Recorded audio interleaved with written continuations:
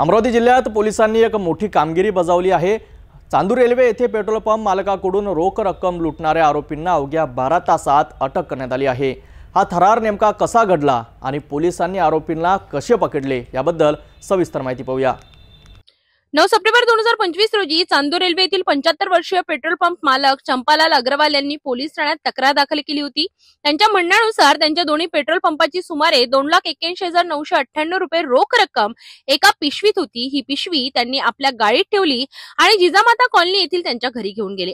जेव्हा ते गाडीतून उतरले आणि पैशांची पिशवी हातात घेतली तेव्हा तोंडाला पांढरे आणि लाल कपडे बांधलेल्या 3 अज्ञात व्यक्तींनी मोटरसायकलवरून येऊन त्यांना धक्काबुक्की केली। त्यांनी अग्रवाल यांच्या हातातील पैशांची पिशवी हिसकावून घेतली आणि धामणगाव रेल्वेच्या दिशेने पळून गेले। पोलिसांनी तात्काळ गुन्हा दाखल करून तपास सुरू केला। स्थानिक गुन्हे शाखा आणि चांदूर रेल्वे पोलिसांनी संयुक्तपणे तपास करत असताना त्यांना अग्रवाल पेट्रोल पंपाजवळ काम करणाऱ्या रोशन उर्फ राम चव्हाणवर संशय आला।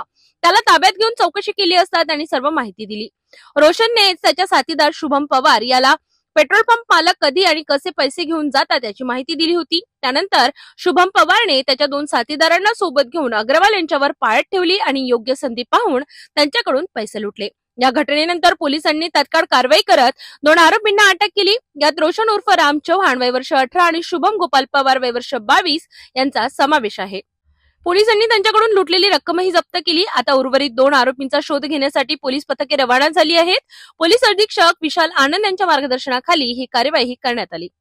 तर अशा प्रकारे पोलिसांनी तातडीने तपास करत या गुन्ह्याचा उलगडा केला आणि 2 आरोपींना अटक केली।